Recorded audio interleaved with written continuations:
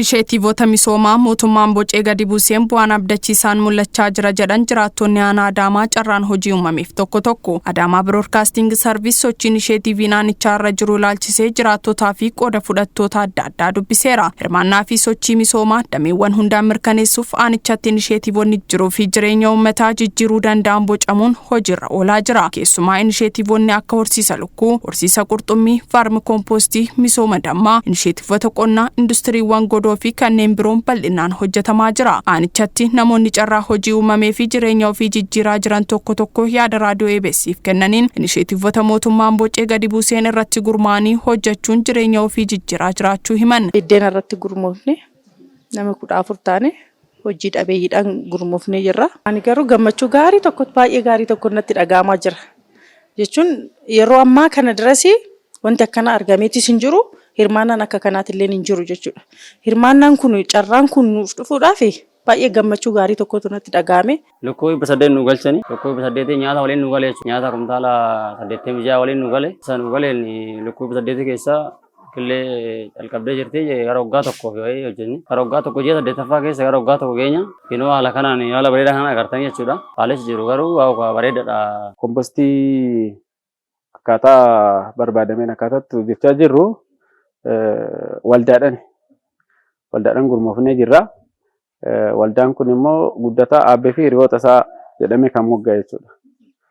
Kanaaf akkaataan kun baay'ee waldaadhaan gaariidha.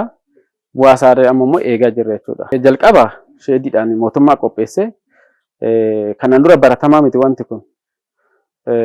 Mootummaan qopheessee baajata guddaadhaan ganda kanarratti buusee bifa waldaatiin ta'uu qaba jedhamee kan gurmoofne. Amma itti deemaa jira bu'aa isaa jechuudha.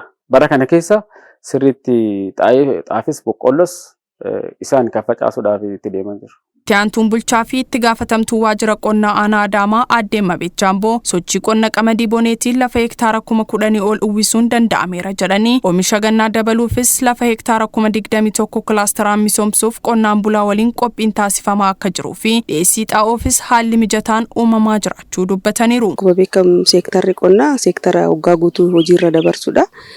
Waliigala akkaanaatti keessattuu kallattii addaatiin hojii inisheetiivii hojii wal qabate boonas gannas akkaataatti hojjechaa jira. Keessattuu qonna kilaastara gochuu keessatti qonna lafaa jechuudha kilaastara gochuu keessatti boodas karaa kilaastara ta'e keessattuu qonna qamadii bona keessatti naannoo hektaara 10,000 ol uffisuudhaaf yaalleerra. Kan gannaa immoo amma qophii keessa jira. Oomisha gannaa dabaluu keessattuu lafa karaa kilaastara ta'e keessatti hojiin bal'aan isaa qophii kilaasteraa qonnaan bulaa hojiin taasifamaa jira. Kana wajjin qabatee kilaastara kana milkeessuudhaaf dhiyeessii xaa'oos karaa kanaan galchaa jirra waan ta'eef sadarkaa kanarra jirra qonnaa wajjin. Gama birootiin qonnaan bultoonni biqiltuuwwan avukaadoo, maangoo fi paappaayyaa booroo isaaniitti akka argataniif hubannoo gahaan kennamee fi fayyadamoo ta'aniiru jedhan. Karaa addaatiin immoo inisheetiivii keessattuu qophii biqiltuu ashaaraa magariisaa wajjin wal qabatees hojiin bal'aan isaa hojjetamaa jira.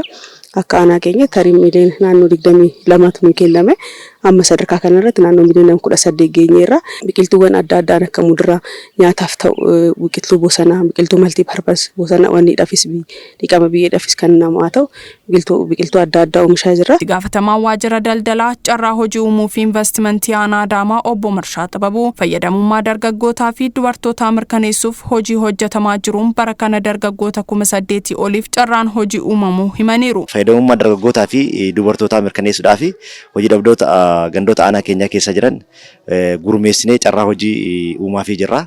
Akka karoora bara 2017tiin naannoo dargaggoota 9,290tiif carraa hojii uumuudhaaf karoorfannee kana keessa naannoo hojii dhabdoota 8,890 kan ta'aniif yeroo ammaa kana carraa hojii uumuu dandeenyeerra jechuudha. Bu'uuruma kanaan inisheetiivoonni bara kana akka aanaa keenyatti hojjetaman hundumti isaaniitu kan dargaggootaaf carraa hojii uuman qofaadha jechuudha. Bulchaan aanaa Adaamaa obbo Saifaddiin Huseen gama isaaniitiin inisheetiiviin akka aanichaatti hojjetamaa jiru jireenya lammiilee fooyyessuun qaala'insi gabaa akka tasgabbaa'u taasisaa jira jedhan. Inisheetiiviin akka aanaa keenyatti hojjetamaa jiran fayyadamummaa uummataa giddu galeessa kan godhatan.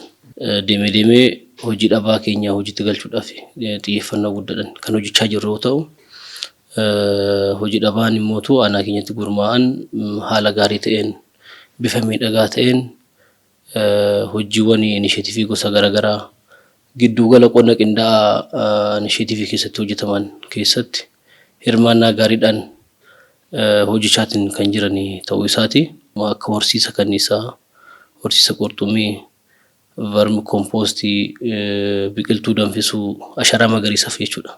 Hojii dhaban irratti gurmaa'anii kan hojjetamaa jirudha. Akkasuma kanniisnis ni jira. Kuni hundi horsiisa lukkuu hin jira achi keessatti jechuudha. Giddu galan isheetii fi qindaa'aa sana keessatti. Kana qofaa miti.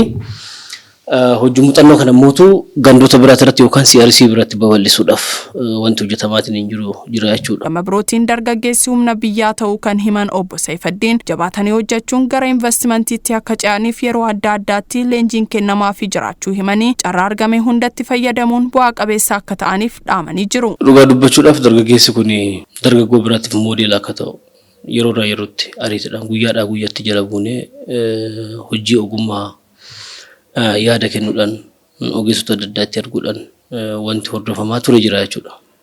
Kana qofaa miti kaayyoon inni guddaan dargaggoon keenya investimentiidhaatti akka ce'udha. Kana jechuun baankii siinqeetti qusachaa guyyaa guyyaarraa waan argatan jala deemaa kan jiran ta'uu isaati jechuudha.